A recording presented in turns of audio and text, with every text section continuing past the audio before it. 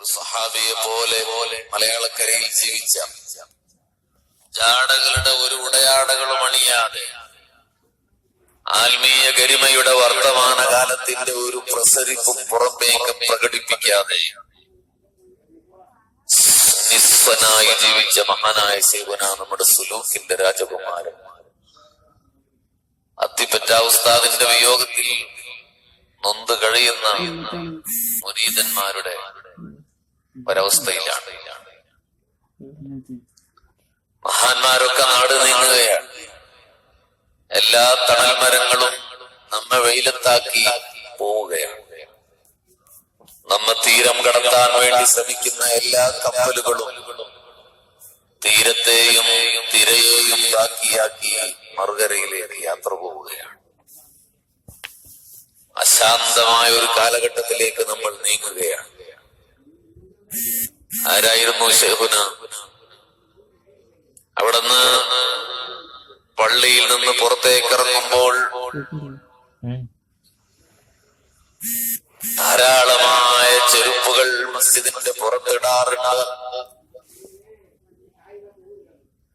ആ ചെരുപ്പുകളിൽ ഒന്ന് മഹാനായ ശൈഖുന അത്തിപ്പറ്റ ഉസ്താദ് ചവിട്ടിയപ്പോൾ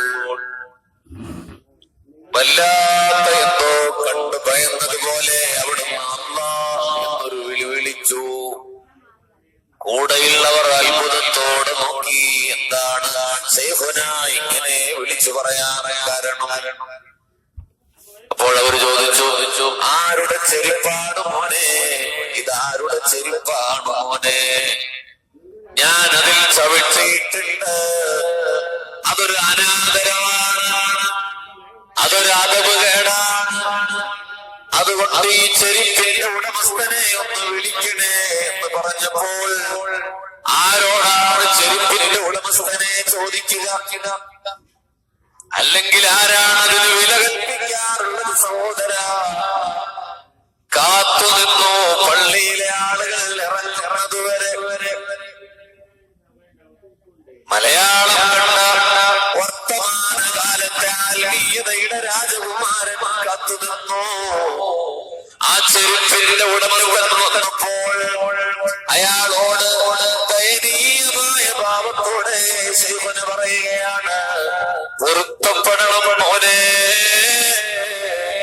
ഞാൻ നിന്റെ ചെരുപ്പിൽ ചവിട്ടിയിട്ടുണ്ട്. അത് ഞാൻ അറിയാതെ ചവിട്ടിപ്പോയതാ. ഏത് ഹൃദയമാണ് നൊമ്പരപ്പെടാതെ പോകുന്നത് കേൾക്കുമ്പോ? ഏത് ഹൃദയമാണ് ഉള്ളുലയാതെ പോകുന്നത്? അത്രയും സൂക്ഷ്മതയുടെ പ്രതീകമായ തിപ്പറ്റ ഉസ്താദ് ഞാനിത് പറയുമ്പോ മലപ്പുറം ജില്ലയിലെ വളാഞ്ചേരിയിലെ അത്തിപ്പറ്റയിലെ സ്ഥാപനത്തിന്റെ തിരുമുറ്റത്താറടി മണ്ണിലെ മണ്ണിന്റെ നനവിലേക്ക് നമ്മൾ ആ കയ്യെത്ര തവണയാണ് പിടിച്ചു മുത്തിയിട്ടുള്ളത്? ആ ശബ്ദം എത്രയാണ് നമ്മൾ കേട്ടിരിക്കാൻ ശ്രമിച്ചത്? ആ ശരീരം ഇപ്പൊ മണ്ണോട് ചേർന്ന് കിടന്നില്ലയോ സഹോദര? ഒരു സന്ധ്യയിൽ നിന്ന് അവിടെ എഴുന്നേൽക്കുകയാണ് കൈ കഴുകാൻ. വെള്ളത്തിന്റെ അരികിലേക്ക് പോകുമ്പോ ശൈഖുനായുടെ കണ്ണിൽ ഒരു അത്ഭുതം കൊടുത്തു. എന്തോ കണ്ടു ഞെട്ടിയതുപോലെ അവിടെ നിന്നു. പിന്നെ കുനിഞ്ഞു. താഴെ ആളുകളെ ചവിട്ടി കിടന്നുപോയി. മണ്ണോട് പതിഞ്ഞ് ചേർന്നു പോയ ഒരു പത്തിരി പൊട്ട, ഒരു പത്തിരിയുടെ കഷണമാണ്. സൂവിട്ട് ചവിട്ടിയവരുണ്ട്, ചെരുപ്പിട്ട് ചവിട്ടിയവരുണ്ട്. മണ്ണ് കലർന്ന പത്തിരി പൊട്ടെടുത്തു.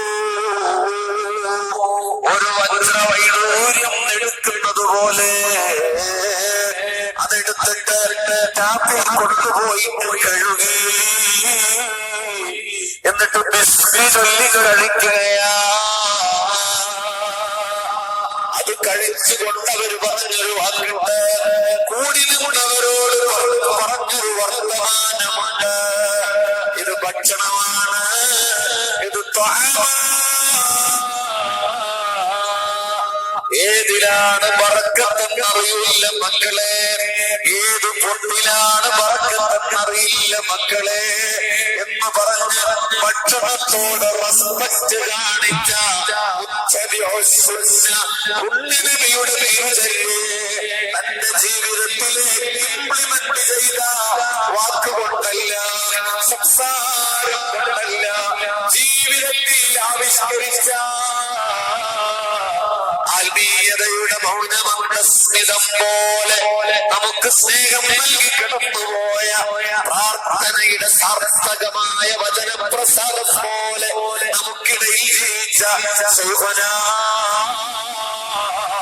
ഖാദിരിയ ത്വരീഖയുടെ സാദുലിയ ത്വരീഖയുടെ സുലൂക്കിന്റെ രാജകുമാരൻ യാത്രയായി.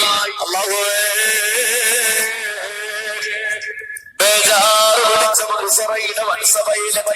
ആരും ആരെയും സഹായിക്കാത്ത ജനവിചാരണ സഭയുടെ നാളിൽ അവിടത്തെ അനുധാവനം ചെയ്തു എന്നതിന്റെ പേരിൽ, അവിടത്തെ സ്നേഹിക്കാൻ ശ്രമിച്ചു എന്നതിന്റെ പേരിൽ ഓടി അകലുന്ന വേളയിൽ മോനെ മോളെ നിന്നെ ഞാൻ അറിയുമടാ എന്ന് വിളിച്ചിട്ട് ദിനത്തിലൊന്ന് ശൈഖുനാ ചേർത്ത് പിടിച്ച അത് മതി മുഅ്മിനീങ്ങളെ, സ്വർഗ്ഗത്തിലൊന്ന് കാണാൻ തൗഫീഖ് നൽകണേ തമ്പുരാനെ. അല്ലാഹു നമുക്ക് സൗഭാഗ്യം നൽകി അനുഗ്രഹിക്കുമാറാകട്ടെ.